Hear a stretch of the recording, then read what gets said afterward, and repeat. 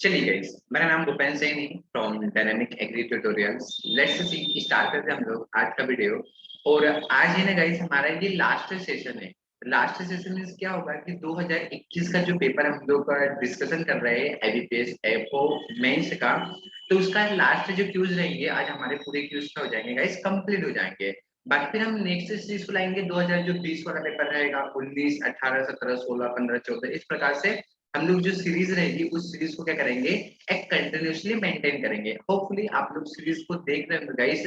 एक क्वेश्चन देता है और एक क्वेश्चन हम लोग करीबन 4-5 क्वेश्चन मतलब उसके अप्रोच को हम जनरेट करते हैं कि जो फर्दर आने वाले जो एग्जाम होगा उसमें भी सपोज जैसे इस टाइप से क्वेश्चन आएंगे तो वहां पे क्या रहेंगे, सब ज्यादा हेल्पफुल रहेंगे। ठीक है, तो स्टार्ट करते हैं हम लोग आज का सेशन बहुत ही जबरदस्त तरीके से, बहुत ही शानदार तरीके से। ठीक है, चलिए।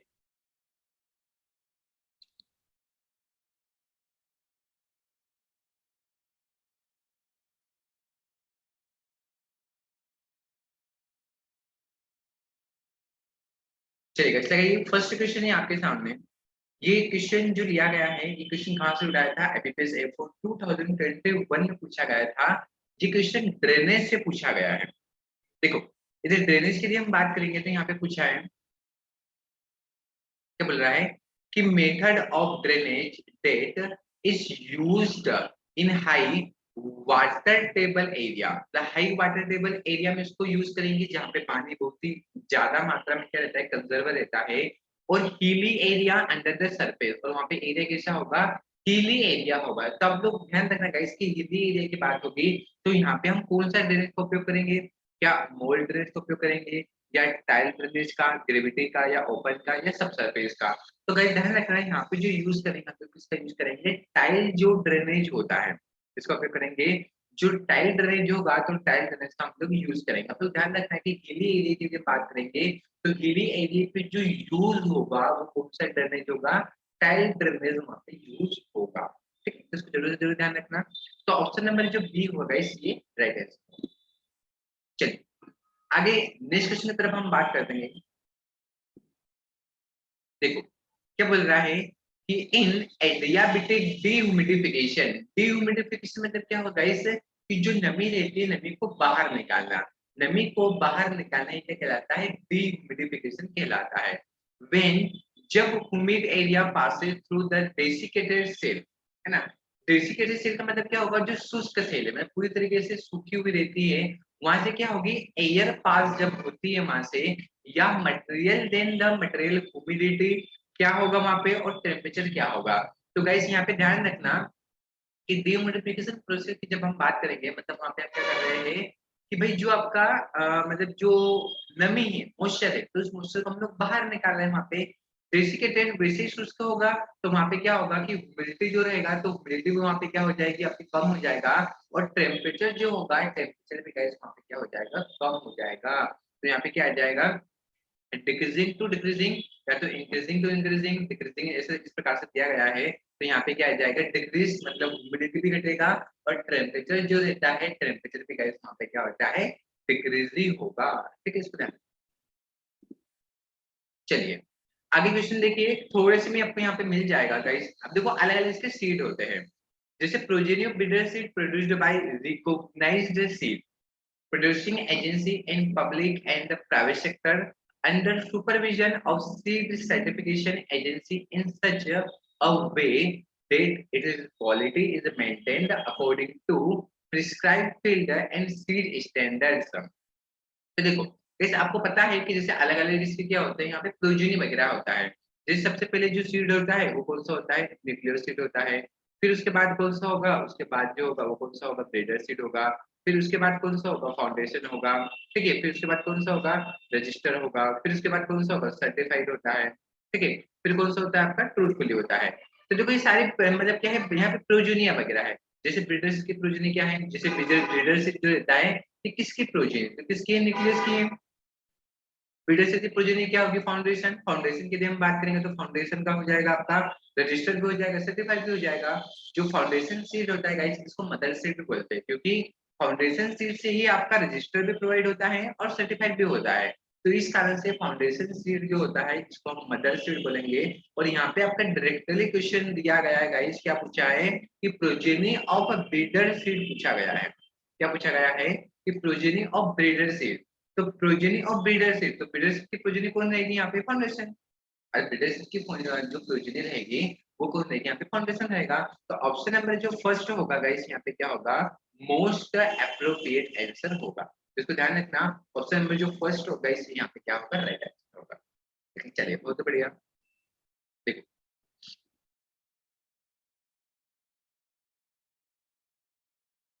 देखो सबसे पहली बात यहाँ पे क्वेश्चन बहुत अच्छा क्वेश्चन है और थोड़ा लॉजिकल क्वेश्चन है। देखो क्या बोल रहा है कि व्हाट आर द डायग्नोस्टिक, मतलब आपको पता करना है यहाँ पे सिम्टम्स पता करना है infestation of stem borer of मेज। सबसे पहली बार गाइस ध्यान रखो कि स्टेम बोरर और मेज के लिए हम बात करेंगे। बोरर आ रहा है तो स्टेम बोरर ऑफ मेज कौन से ऑर्डर से बिलोंग करेगा? ये यदि पूछा तो कौन से ऑर्डर से बिलोंग करेगा? लेपिडोप्टेरा से बिलोंग करेगा। अब जब लेपिडोप्टेरा से बिलोंग करेगा गाइस तो आप लोग बताइए कि लेपिडोप्टेरा में क्या निम्फ आता है क्या? अरे निम्फ आएगा क्या? नहीं आएगा ना। तो इनकम्प्लीट में जबकि निम्फ आता है, कंप्लीट में तो निम्फ नहीं आ सकेगा। तो यहाँ तो ऑप्शन नंबर जो बी होगा ये तो ए से यहाँ पे बाहर हो चुका है। ठीक है। कैटरपिलर आता है, इसके अलावा हम कैटरपिलर बोलेंगे तो डेफिनेटली ये भी हो सकेगा, ये भी हो सकेगा, ये भी हो सकेगा। लेकिन थोड़ा और हम यहाँ पे देखते हैं कि भाई और क्या क्या बाहर हो सकता है। तो देखो यहाँ पे हम बात करेंगे कि भाई जो स्टेम बोरर मेज लगेगा तो इसके मेन सिम्टम्स क्या होंगे? Caterpillar feed on the leaves and stem, मतलब कैटरपिलर जो होता है क्या पत्ती और स्टेम दोनों को खाएगा। यदि हम बात करेंगे caterpillar feed on the leaves causes leaf curl and damage. अब देखो लीफ कर्ल की बात करें तो यहाँ पे वायरसेस की बात कर रहे हैं यहाँ पे, तो यहाँ पे डेफिनेटली ये तो नहीं हो पाएगा यहाँ पे। और इसके लिए हम बात करेंगे तो ये तो नहीं हो पाएगा यहाँ पे। और फाइनली क्या बोल रहा है कि caterpillar leaves and spot on leaves, क्या उसको फीड करेगा यहाँ पे? नहीं। तो यहाँ पे फाइनली आंसर बनेगा गाइस यहाँ पे जो ऑप्शन नंबर जो ए रहेगा, है ना, ऑप्शन नंबर जो ए रहेगा, ए यहाँ पे क्या होगा? थोड़ा राइट आंसर यहाँ पे होगा। तो कुछ यहाँ पे कुछ करेक्शन वगैरह करना है और यहाँ पे ध्यान रखना, मैं करेक्शन आपको दे दूंगा। तो यहाँ पे ऑप्शन नंबर जो ए बनेगा ये क्या करेगा? स्टेम और जो लीव्स वगैरह होता है स्पोर्ट को नहीं खाएगा। लीव्स और जो क्या रहता है आपका स्टेम रहता है उसको ही क्या करता है यहाँ पे फीड करेगा, उधर किसको फीड यहाँ पे नहीं करेगा। तो गाइस ध्यान रखना कि बोरर जो होता है एक लेपिडोप्टेरा के अंतर्गत आता है और लेपिडोप्टेरा जो होता है गाइस ये क्या होता है? सबसे हार्मफुल ऑर्डर होगा। लेपिडोप्टेरा के लिए हम बात करेंगे तो लेपिडोप्टेरा गाइस जो होगा वो क्या होगा? सबसे ज्यादा हार्मफुल ऑर्डर होता है। इसमें ध्यान रखना आप लोग, बहुत ही बढ़िया क्वेश्चन है। और सबसे बिगेस्ट ऑर्डर पूछेगा कि सबसे बड़ा बिगेस्ट कौन सा होगा? तो सबसे बड़ा बिगेस्ट कौन सा होता है? कोलियोप्टेरा। अरे सबसे बड़ा जो बिगेस्ट हो जाएगा तो सबसे बड़ा बिगेस्ट जो ऑर्डर होगा वो कौन सा होगा? कोलियोप्टेरा सबसे बिगेस्ट होगा। सबसे ज्यादा बेनिफिशियल की बात करेंगे, बताओ बेनिफिशियल ऑर्डर कौन सा होगा? तो बेनिफिशियल जो ऑर्डर होगा वो कौन सा होगा? हाइमेनोप्टेरा होता है, जिसमें बी एंड जो वेस्ट वगैरह होते हैं वो इसी के अंतर्गत आते हैं। ठीक है, तो इसको यहाँ पे ध्यान रखना, वेरी वेरी मोस्ट इंपोर्टेंट है। एक्चुअली क्या है कि थोड़ा मुंह में को प्रॉब्लम वगैरह है जिस कारण से थोड़ा बोलने में प्रॉब्लम हो रहा है, तो धीरे धीरे मैं करवाता हूँ आप लोगों को। ठीक, चलिए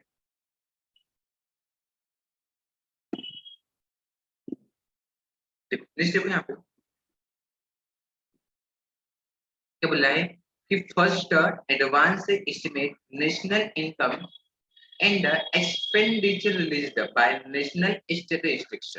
नेशनल स्टैटिस्टिक्स जो ऑफिशियल है मिनिस्ट्री ऑफ स्टैटिस्टिक्स, जून 29 को 2021 में इन्होंने live stock sector and contribution के लिए जो जीवी था वो क्या है ना? जीवी मतलब क्या होगा? Gross value added. Gross value added. आपका जीडीपी अलग होता है। जीडीपी क्या होता है? ग्रोस डोमेस्टिक प्रोडक्ट का होगा। तो यहाँ पे बताना है आप लोगों को कि जब जून 21 में यहाँ पे हम बात करेंगे लाइव स्टॉक कंट्रीब्यूशन की हम बात करेंगे तो इसका जीबीपी वहाँ पे कितना हो चुका है? तो कितना हो चुका है? 5.2 हो चुका है। इसको आप लोग जरूर ध्यान रखना, वेरी वेरी इंपॉर्टेंट है। ठीक है, तो रिपीट होने के चांसेस यहाँ पे बन जाएंगे, तो उसको आप लोग अच्छे से ध्यान रखना क्वेश्चन को।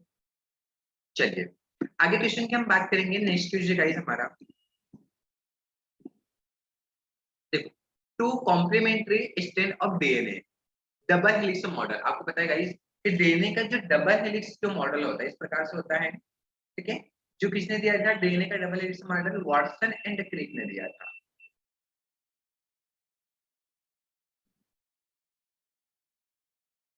किसने दिया था DNA double helix model? Watson and Crick ने दिया था। डीएनए का जो डबल हेलिक्स मॉडल होता है गाइस इसका ओदर नेम होता है वोवल हाइपोथेसिस बोलेंगे। क्या बोलते हैं? Vowel hypothesis. वोवल जो हाइपोथेसिस होता है ये रेने डबल हेलिक्स का ओदर नेम होगा इस। तो यहाँ पे बोल रहा है कि which run in opposite direction alongside each other connected by flowing bounder. मतलब कौन से बाउंड से ये जुड़ा हुआ रहता है, जैसे आप देखोगे गाइस यहाँ पे ये बना हुआ है, ये बना है, ये बना है, ये बना है, कौन से बाउंड से यहाँ पे जुड़ा हुआ रहता है। तो इनके बीच में जो बाउंड पाया जाता है गाइस, वो कौन सा बाउंड पाया जाता है? आपका हाइड्रोजन जो बाउंड होगा, उस हाइड्रोजन बाउंड के माध्यम से क्या होते हैं, आपस में जुड़े हुए रहते हैं। ठीक है, तो यहाँ पे ध्यान रखना, वेरी इंपॉर्टेंट है गाइस। इसी के साथ गाइस क्या होते हैं, हमारे जो क्यूज वगैरह होता है, ये क्यूज क्या होते हैं यहाँ पे कंप्लीट होते हैं। टोटल 60 क्वेश्चन नहीं, मैंने आप लोगों को 54 क्वेश्चन दिए हैं, जो वेरी वेरी इंपॉर्टेंट है गाइस। ठीक है, तो इन क्वेश्चनों को अच्छे से देखिए।